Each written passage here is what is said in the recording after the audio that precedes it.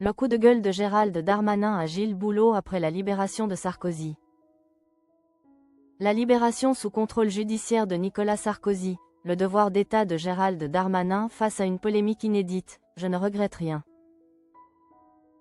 L'actualité politique française a été secouée par l'événement inattendu de la libération de l'ancien président de la République. Nicolas Sarkozy, survenu le lundi 10 novembre. Après 21 jours de détention à la prison de la Santé. Une période qui a déchaîné les passions et les débats sur l'incarcération d'un ancien chef d'État. Il a été remis en liberté. Cependant, cette liberté est conditionnelle, il est immédiatement placé sous un contrôle judiciaire strict. Une des clauses les plus commentées de ce contrôle est l'interdiction formelle de tout contact avec l'actuel ministre de la Justice, le garde des Sceaux Gérald Darmanin. Cette situation, inédite dans la Ve République, a naturellement placé le ministre de l'Intérieur au centre des interrogations médiatiques. Au lendemain de la libération, Gérald Darmanin s'est rendu sur le plateau du 20h de TF1, s'entretenant avec Gilles Boulot, et a dû naviguer entre la rigueur de sa fonction et l'impossibilité d'exprimer une opinion personnelle. Monument classique, le principe intouchable de la séparation des pouvoirs, le silence du garde des Sceaux. Dès les premières questions sur la décision de la justice de libérer l'ancien président, Gérald Darmanin a tenu à incarner la neutralité inhérente à sa charge, érigeant la séparation des pouvoirs en dogme intouchable. Interrogé par Gilles Boulot sur la décision de la Haute Cour, le ministre s'est retranché derrière la froideur du droit. Je n'ai pas à commenter les décisions de justice, je suis garde des Sceaux, a-t-il déclaré avec une fermeté qui se voulait pédagogique. Ce faisant, Darmanin cherchait à rappeler au public et aux observateurs que son rôle n'est pas d'être un commentateur politique, mais bien le garant de l'institution judiciaire. Gilles Boulot a insisté, cherchant à percer le mystère des opinions personnelles du ministre, lui demandant s'il était étonné par la libération.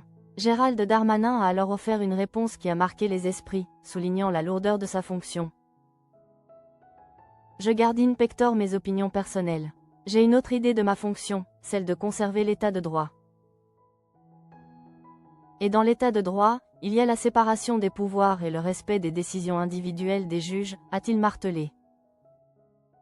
Ce refus de toute spéculation personnelle est un message politique fort, le ministre Darmanin se positionne comme le défenseur de l'accent aigu TAT de droit au-dessus des affinités ou des jugements personnels. Que pourrait inspirer un tel cas? Il a d'ailleurs exprimé sa confiance absolue dans le respect des contraintes judiciaires. Il ne fait aucun doute que Nicolas Sarkozy va respecter ses obligations, s'assurant ainsi que l'ancien président, père de Giulia, n'entrera pas en contact avec lui tant qu'il sera en fonction. Verrouiller la visite polémique en prison, un devoir de responsabilité inédit. L'autre volet de l'entretien concernait une polémique qui a agité la classe politique et médiatique, la visite de Gérald Darmanin à Nicolas Sarkozy durant sa détention. Questionné sur un éventuel regret face au tollé soulevé par cette initiative, l'homme politique de 43 ans a repoussé l'idée avec force, transformant l'acte controversé en une preuve de son sens aigu de la responsabilité ministérielle. Quel que soit ce qu'on pense de Nicolas Sarkozy, c'est un ancien président de la République. C'est un détenu tout à fait exceptionnel et ses conditions de détention étaient exceptionnelles, a-t-il expliqué. Darmanin, qui a assuré visiter en moyenne 3 prisons par semaine, a insisté sur le fait qu'il était de son devoir et de la normalité de se rendre compte des conditions de détention de tout détenu exceptionnel, qu'il soit dangereux ou très exposé. Le contexte Sarkozy était, de par son statut, unique et ultra-sensible. Je pense que s'il était arrivé quelque chose, le Parlement, les médias, la Cour de justice de la République m'aurait demandé des comptes, a-t-il argumenté, soulignant que sa visite était une démarche de prudence et de prévoyance. Il a conclu sa défense en déclarant de manière définitive j'ai rempli mon rôle et je ne le regrette en rien.